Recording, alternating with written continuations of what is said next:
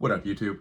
I'm mostly making this video because I follow people like Zanji Emporium. He's like a consignment auction house. He's always posting stuff on Instagram about these record Pokemon card sales, tens of thousands of dollars, right? I also see people in Facebook groups talking about they have $100,000 worth of cards, this, that, or the other thing.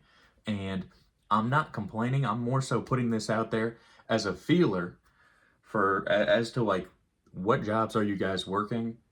What fields are you in? If you're trying to help somebody out, hey, I'm open to work. I'm reliable. I'll show up on time. Whatever. Because I mean, truthfully, I'm somebody who works a regular job, is pretty like decently frugal with money. I'm not like some sort of like super saver going for early retirement, but you know, I've read Millionaire Next Door, Psychology of Money. I have like a decent understanding of what all you have to do to save money, right? I'm somebody, man, I work a regular retail job and I try to save money, but things are just so expensive nowadays. I'll like build up a little emergency fund buffer and then something will happen where I'll have to fix it. And then I'm down to zero, then something else happens where I have to fix it. And then you kind of have to like figure out how to leverage debt, get like a 0% interest credit card temporarily, and then kind of like battle that, pay that off, save the money again for your emergency fund. Boom, you burn it. And all the meanwhile, you're never getting any closer to your goals of, you know, going one day, buying a house or paying off a student loan or whatever. And that's kind of the battle that I'm having right now. And I see a lot of people on the internet, and I talk to a lot of people in the real world um, who are not like super rich, making a ton of money. There are people who are making money. It's few and far between. So I'm just wondering, like, how are so many average people affording Pokemon cards? I'm just genuinely asking you guys, how are you affording tens of thousands of dollars in Pokemon cards? My answer is I probably still have $1,500 worth of cards. I want to say when it comes to the Pokemon games and some of the older stuff, I probably have like $400 or $500 worth of stuff that's from my childhood that I was just lucky enough to be sitting on. Then I probably have another 1,000, 1,500. I don't know.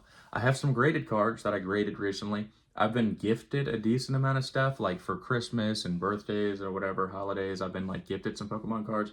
I've also probably burned money that I don't have buying the cards, but I am coming to the realization that like at some point this doesn't make sense. Like if I actually want to save money and do something that's safe and secure, then I can't own these Pokemon cards. You know what I mean?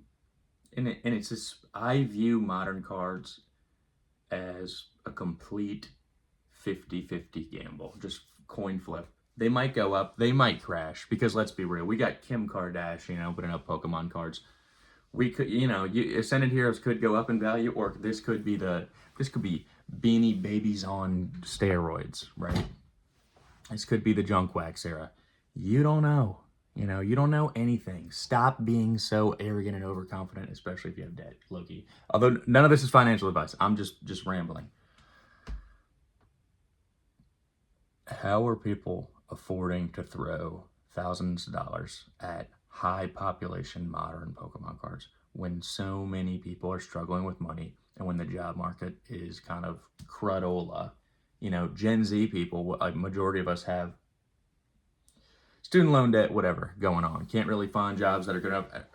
But maybe there's other places where it's like less expensive to live. People are doing well. I do live in a more expensive kind of place, and it just seems like, dude, how are people throwing money at these Pokemon cards without like completely financially burdening themselves? You know what I mean? And that makes me wonder. Either some people have awesome jobs and are genuinely wealthy and are just able to buy this stuff, or everybody in the game is over leveraged and we're going to see one of the greatest crash outs of all time. Which one is it?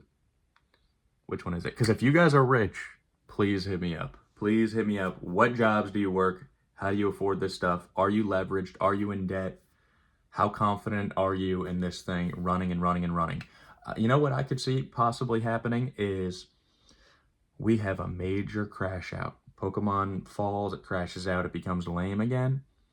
And then the people who scoop things up then you know, then they're going to win 20, 30 years down the line. Or when the crash happens, everybody just rips all their stuff and then things boom again. But still can't make up for the high pop. Like, lack of rarity is an issue to me personally, but who knows? Maybe there's so many Pokemon fans that rarity isn't a problem. But yeah, that's all. If you enjoyed the content, you made it this far, please like, subscribe, support the channel. Peace.